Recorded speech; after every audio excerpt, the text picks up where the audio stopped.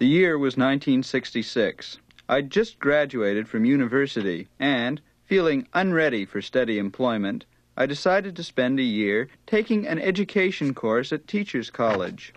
Checking the college calendar, the first thing I found was that the rules required a certificate of moral character, signed by a minister or a rabbi, assuring the administration that you were either a Christian or a Jew. So, I went to my father's priest, and he signed the form for me. He told me, "Johnny, I do this all the time, even for people I've never seen before." So, I registered and became a full-time teacher trainee. After registering, I strolled out onto the campus. Hey, you! Get off the grass! Right away, I got the impression that I'd broken some rule. I had. Walking on the grassy oval was forbidden to students until they'd graduated. Already, I was starting to have second thoughts about being a teacher. Then I ran into Jack, an old friend from university. Jack was like a lot of other people at the college. He had no desire to be a teacher.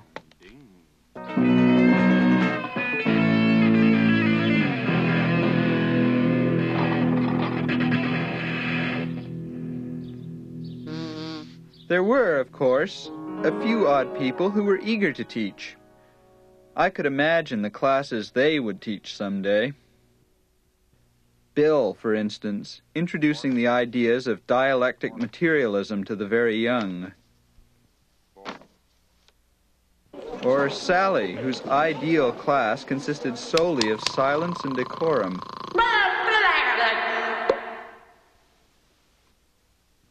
Or Steve, who would champion sexual abstinence to the little girls in his sex education class. Most of them seemed to have some axe to grind. Our Father, who art in heaven, hallowed be thy name. Thy will be done, on earth as it is in heaven. Give us this day our daily bread, and forgive us our trespasses, as we forgive those who trespass against us. Lead us not into temptation, and deliver us from evil.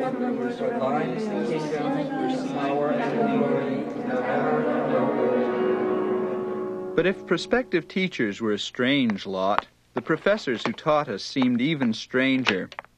Like Mr. Whitall, for instance. He was fanatically concerned about our personal appearance. He wouldn't let anyone into class without a tie, and he was constantly flicking threads and bits of dust and dandruff off his suit.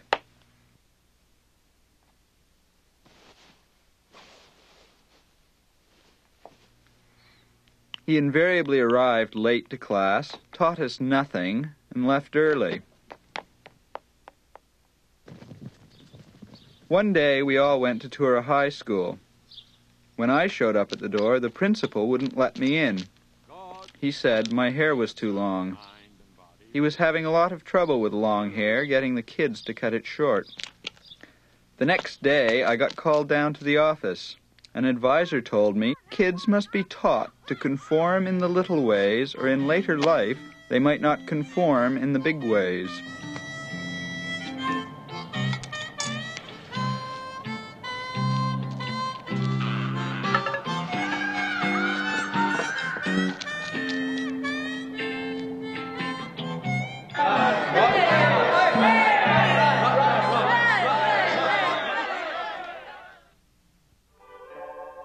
So, what could I do?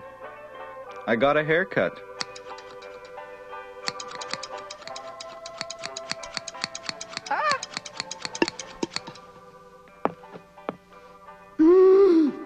And then, the day I'd been dreading arrived. The start of the practice teaching sessions. Could anyone tell me which city I'm pointing at now? New York? Rome, Venezuela, Chile? Player Square? Mexico, China? Montreal, Oswego? Correct. It is Vancouver. Now, let us consider the many and various ways in which Vancouver is important to us, not only being a large city on the western coast of our great nation, but also being an important importer of important products and other things like that and other similar... I thought it all went pretty smoothly, but the regular classroom teacher didn't. She didn't like the way I structured my lesson, the way I spoke to the kids, or even the way I dotted my I's. What is the smallest country in Europe, children? Miss. Miss, please. Johnny? Luxembourg? No, Johnny. We will consider Luxembourg to be a part of Germany. For our purposes, Belgium will be the smallest country in Europe. The one thing I learned from this teacher was that if you don't know something, make it up. Another teacher I learned from was Mr. Faraya. He told me never to use any audiovisual equipment. He said the kids would break it or steal it. In the first lesson, he said, grab the smallest kid and beat the hell out of him. He figured this was the surest way to get their respect. After the practice teaching session, I got called to an advisor's office, and he ran through some of the criticisms that had been made of my teaching. He said I was sloppy, disorganized, effeminate,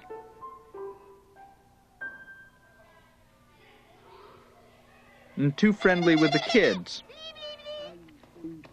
He suggested that I might be going into the wrong profession. Many students called it quits at that point, but I decided to stick it through to the end. At the end of term, we had our final exams, and then there were the interviews. Ah, Mr. Weldon. Yes, I am Mr. Weldon. I think we have all the information we need here. Didn't do too well on your practice teaching, did you, Mr. Oh, Weldon? I can explain. I can explain that. I. Well, you'll hear from us if we need you. Thank you very much, Mr. Weldon. Next.